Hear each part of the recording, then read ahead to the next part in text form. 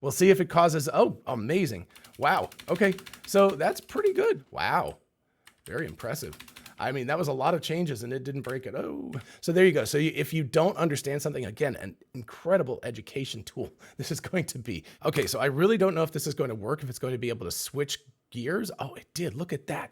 That is crazy. Hey, y'all, it's Dr. Know-It-All. Today, I want to talk about OpenAI's new ChatGPT with Canvas, which is a very, very cool development. It has an Achilles heel at this point. Hopefully, it's relatively temporary, but I'll obviously address that as we get there. Anyway, you can go to your ChatGPT account as long as it's a paid account. You will have access to GPT-4o with Canvas. So that's what you're looking for. The O1 preview does not have Canvas at this point, so obviously things will upgrade. Notice that it says it's in beta format here, so obviously things are in beta. So there are some times when it fails and stuff. I was going to do a demo of using ChatGPT with Canvas to build an app that called ChatGPT itself, LLM calls and things like that. But yesterday for my company, I was working on it and I ended up blowing all my tokens. So I was like, ah, darn. So anyway, I used the API. I hit it so many times that I actually used all my tokens. So anyway, I'm going to do something a little bit different. I'm going to make a Space Invaders game, which I know I've done with testing before, but I'm going to try to iterate on it and show how good ChatGPT with Canvas is, how it works, all of that kind of stuff, but then also show where it kind of falls down. But then I'm going to turn the tables and use GPT with Canvas to write an article about building the game Space Invaders and see how it will do with that, because it's supposed to be able to research and write articles as well. I have not tried that out for myself yet, so I'm very, very curious to see how this works. So like I said, I'm going to have it make Space Invaders based on this screen capture. I'm going to give it as little information to begin with as possible because I want to iterate on this. So I'm going to basically tell it to recreate this game. The one instruction I'll give it is not to use PNG files, which it always wants to use, but rather to build these things out of whole cloth. In other words, use, rectangles and things like that to build it. Just, I don't want to have to go and try to find pixel art and stuff like that. So that's the only thing I will tell it. Okay, so my instructions are, please build a game using Pygame. I just want to enforce that just because it's easier. I know I'll be able to run it on my computer. That is based on the image I've uploaded. Give it a name reminiscent of the original game's name. I'm not telling it what the name of the original game was, but not identical, and build all the assets using Pygame, i.e. no PNG or vector art files needed. So here we go.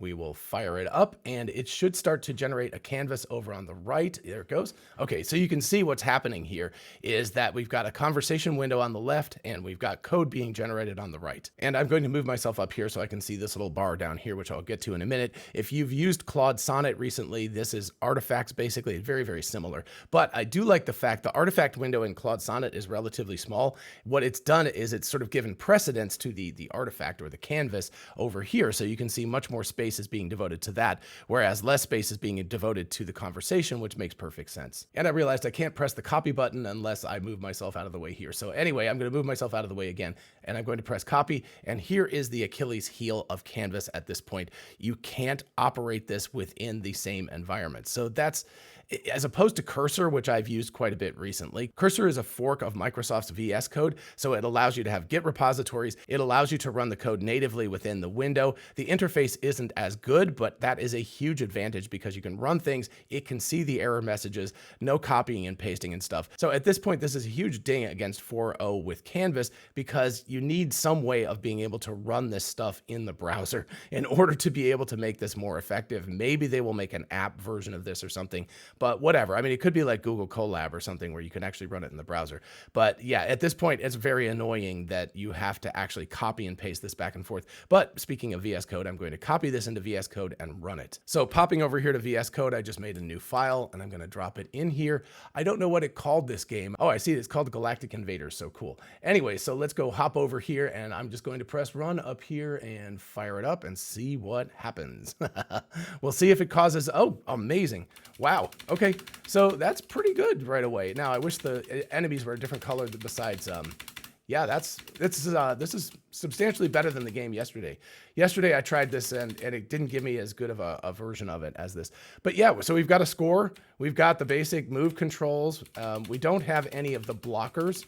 and I'm going to try to get it to build a little bit more interesting thing. I doubt that it has levels at this point. So, but it ran, it didn't have any errors. I didn't have to copy paste that. So already you can see what a massive, step up this is. But let's go back to Canvas and see how we can iterate on it and how it actually interacts with the code in a much more refined way than the old sort of chat back and forth version. So I've said, awesome, but can you make blockers down at the bottom so I can hide my hero? So yeah, so you can see blockers set up. So it's added that code, but what it does is it basically just runs through all the code over and over again and updates it. So obviously there are more lines than there used to be. Pygame quit. And so I should be able to copy this code. And it said I've edited that. And so I'm going to switch back over to VS Code and just basically in whole cloth, just copy paste and hit gameplay. And let's see what happens. Oh, I've got blockers. And so, oh, I also don't have enemies. So apparently, oh yeah, I think that the as I shoot it, those blockers should go away, but certainly the enemies should also fire at me as well. So let's add that as the bullets hit the blockers disappear, and also that the enemies can fire on me, because otherwise it's pretty boring just watching them come down really slowly. Okay, so I said cool, but the blockers don't disintegrate as I shoot them, and also I want the enemies to be able to shoot at me as well, make their bullets red and make the enemies white rather than green. So that's what we're going to do. And you can see it's stepping through, it's saying editing, editing, editing. So it's currently we have 161 lines of code, and actually let's see, 184. So it's added quite a bit of code to all of this. So again, I'm going to copy, going to move over here, going to whole cloth paste this back in again. So, it's not the end of the world, but it is, as you have errors and stuff, it does go, oh goodness gracious. Okay, that's a lot more scary with these guys. So, oh goodness. Okay, so suddenly this has become and game over. So good. We've got a game over screen. We've got a final score. So I'm going to also ask it to put an end screen so I can do quit or restart or something along those lines as well. So I said, when I die, can you create an end screen, giving me the option to quit or restart? Also, can the blockers take damage but not instantly disappear? In other words, they get hit by one bullet and they disappear, which is not the behavior of the original game.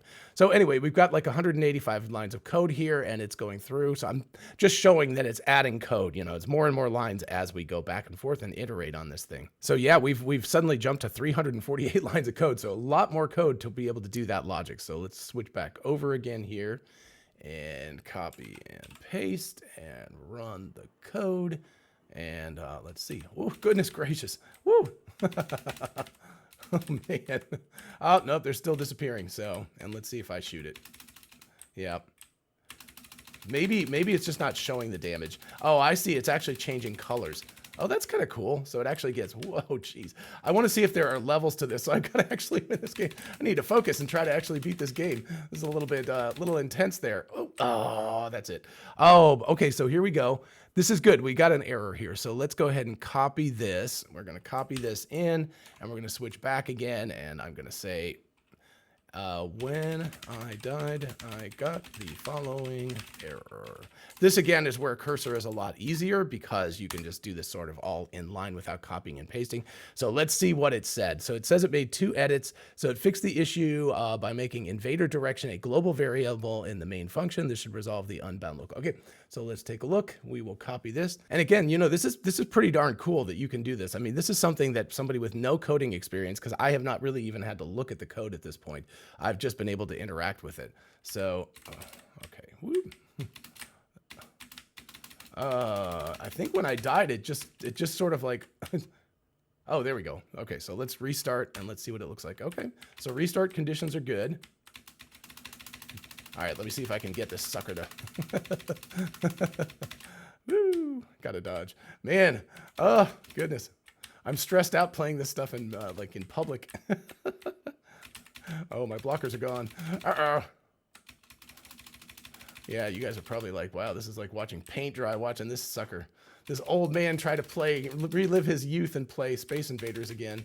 All right, there we go. So do I end up? No. Okay, so I need levels. I need some sort of reset or something like that. Cool. So I said, okay, when I clear the level, it's not resetting and giving me a new level to play. It should have infinite levels where each of the, where the enemies speed up each level until I can't beat the game anymore. So copy paste and fire this up again. I'm this feeling I'm going, oh, indentation error. So I got this several times yesterday.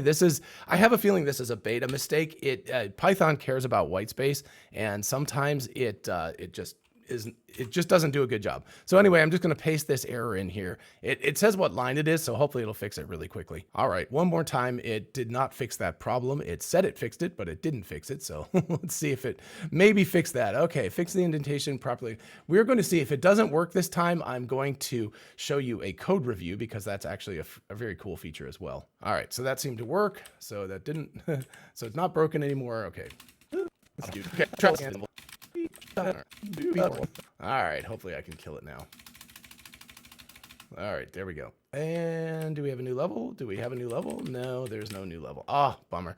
Okay, so I'm going to kind of stop here just to show some other features of it, just because it's otherwise going to be, you'll be sitting here watching this all day long. But you can see how you can continue to iterate this. But what I want to do is hop back over here and look at this canvas feature down here. So there's a little thing in the corner that if you pop it up, and it changes based, I guess, whether you're doing code. I've only done code with this. I've not done writing, but it has different features according to that. But anyway, you can do code review. You can do port to language. So you can actually port this. If you wanted this now to be a JavaScript, so you could run it in a web browser, you could do that. So that's pretty cool. You can do add comments, and I think what it'll do is automatically add comments as you go. You can add logs, which will give like, it'll print out things, do things like that for beta testing and stuff, and fix bugs. So I'm going to go into code review first and just have it fire up a code review. Let's see, code review.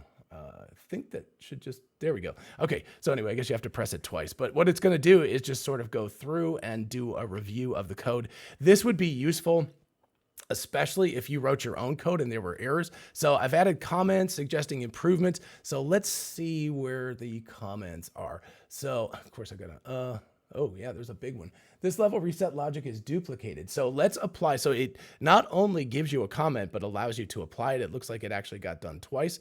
So we're going to apply. I don't know if, there we go.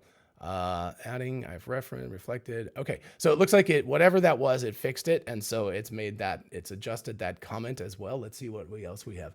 Add a break statement after setting run equals false to avoid unnecessary iterations. Okay, there we go. So we're going to apply that as well. That sounds reasonable. So again, code review, very, very cool. It's like having a good programmer. Like if you're programming yourself, this would be a great way for you to, to be able to get code review. And especially if you're learning to program, how fantastic is that? You try something and you get code review. So this is actually very, very cool. List comprehension filter. Sure. Why not? We're just going to apply all of these changes and hopefully they will all work. So this time, for whatever reason, it's gone back through the entire code and it's rewriting it all and a little bit slow. Sometimes it gets slowed down. So yeah, again, remember this is beta. It's not completely done, but not fully baked. And I think there was one more comment, but maybe not. Oh, here it is. Let's see what we got for a comment here. The shooting frequency might be too low or high depending on game speed. Okay. Making this probability adjustable based on the level. Ooh, okay, that sounds pretty cool. So that's actually a nice little adjustment there. So updated the shooting frequency. Okay, so that's level based. So let's go ahead and copy this code.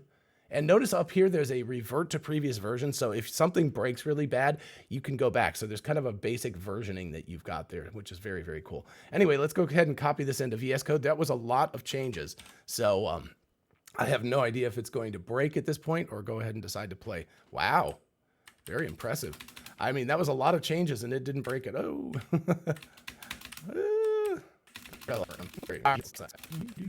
I think I remember that Space Invaders also had like a alien, like a big spaceship that would come down sometimes too. I'm not going to worry about that at this point. But anyway, okay, so no levels reset. Okay, yeah, anyway, so I should probably make it do a level reset, but let's do some other things first. So for the heck of it, let's add comments. There's already quite a bit of commenting here anyway. But again, if you were looking at somebody else's code or even at ChatGPT's code and you didn't understand something, you could add comments. You can also go in here, I believe, let's take a little more complicated one. Event handling. Yeah, let's look at this one. You can say, can you please explain what this function does?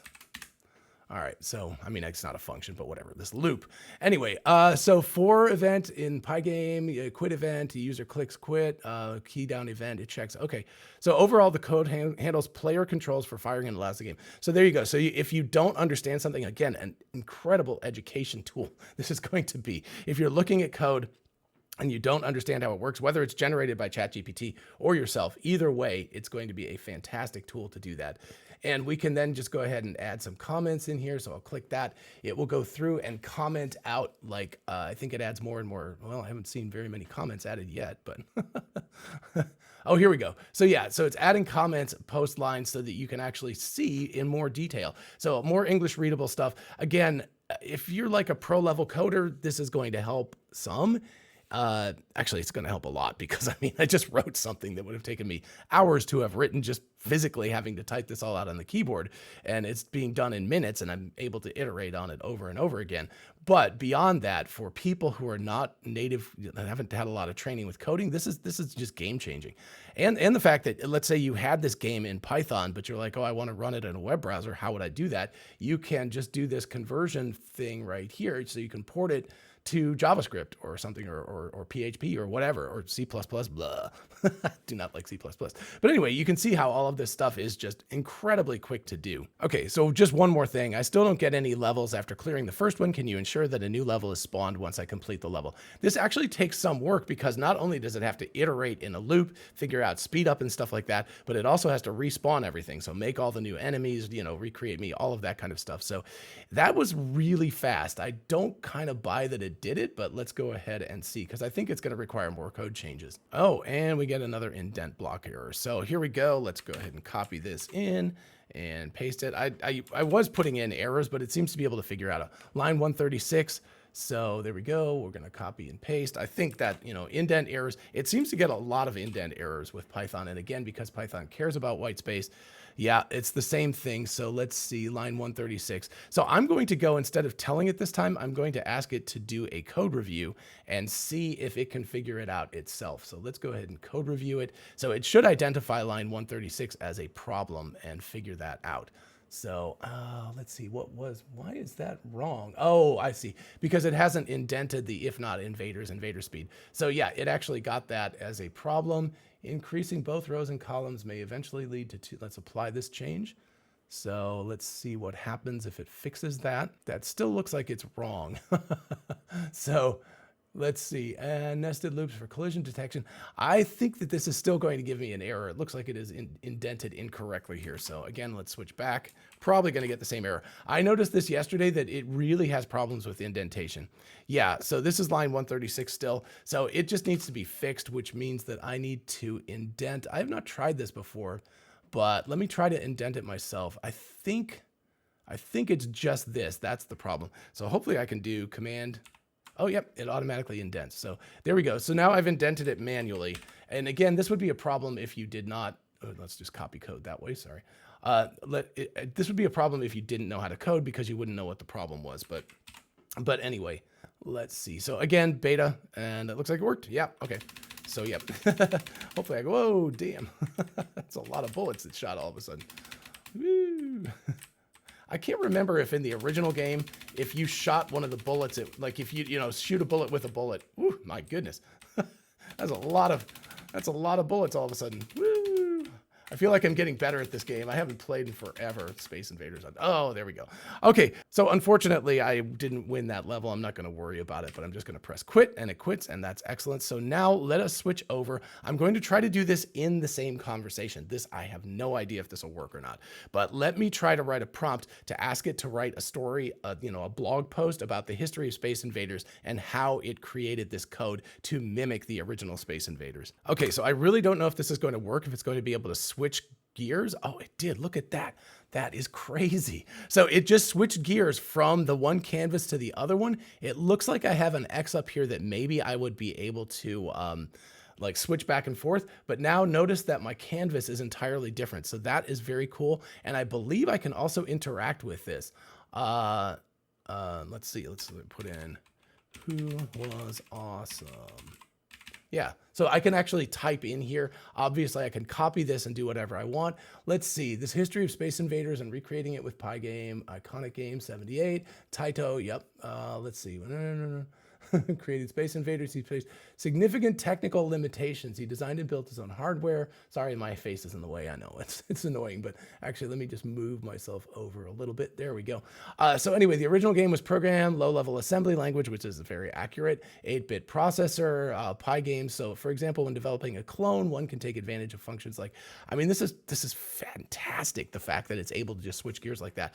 I'm going to ask it to provide some sources for me. So let's see. Cool. Can you please provide some sources with footnotes so the reader can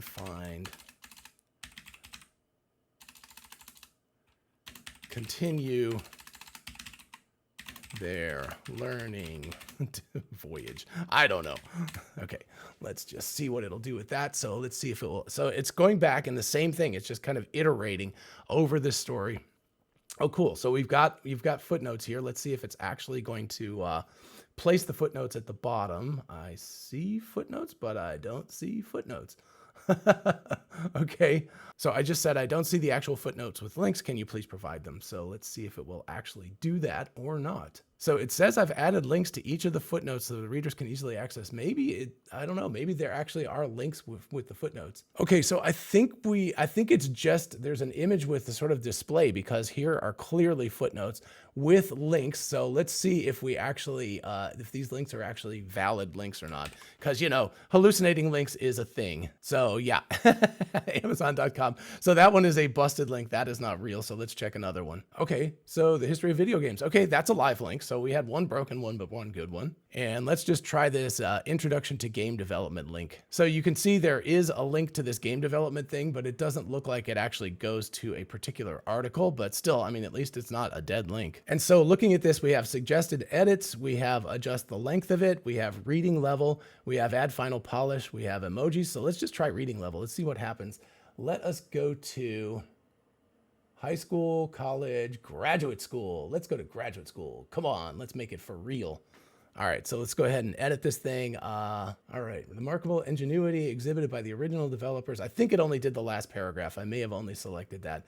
And let's go ahead and adjust the length. I like that it's like a slider. So it's like, make it longer. Let's make it let's make it longer. And so you can see what it's doing is it's kind of going over it, but it's making each of the paragraphs longer. So I have no idea because I'm not actually sitting there reading all of it, but damn, that's really impressive.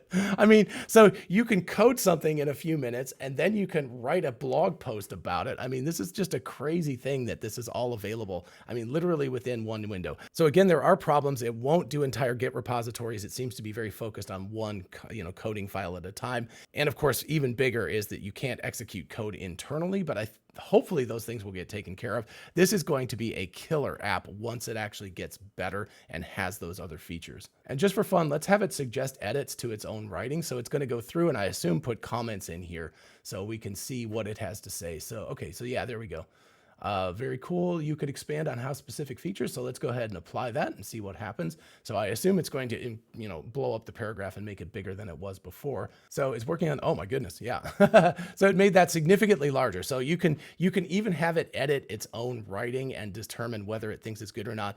Just imagine when we get O1 with this, O1 is able to do a lot of reasoning on its own. And here we're giving it a framework where it's able to do its own reasoning. I mean, this is going to be pretty freaking good when it gets a couple more iterations down the line, takes care of a few things. Already for writing, I think that this is going to be fantastic. What a time saver this will be.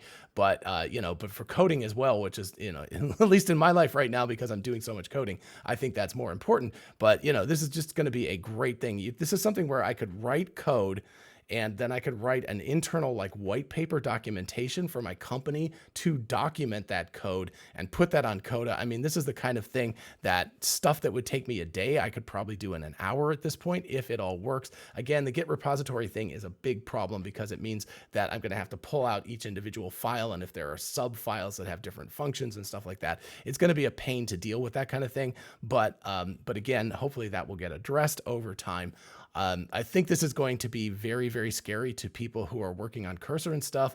I know that's an open source, but still, they had their own niche, but this looks like it's invading on that territory. Not there yet. I will still probably use Cursor as a primary interface, or maybe go back and forth between these two. But from what I'm seeing right now, this really is impressive stuff. Alrighty, folks, so that's what I've got for the day. What do you think about all of this? Are you as impressed as I am, or are you just kind of like, yawn, no big deal? I think this is really impressive, and this, even though this is more of a wrapper around the way that GPT-4 works, 4.0 works, it shows off some of the capabilities of 4.0. And again, this is the first release. This just came out yesterday or the day before. This is like, has barely even been out there yet. And it's almost, you could consider this, it's probably, it's an early beta. It's not a late beta. So this is something that is only going to get better and is going to improve our ability to do productive work massively, even though there are still significant problems. That's my thoughts. Let me know in the comments what you think about all of this. And while you're down there, if you don't mind liking and subscribing, it super helps out the channel.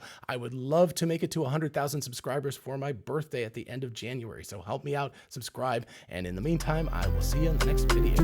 Bye-bye.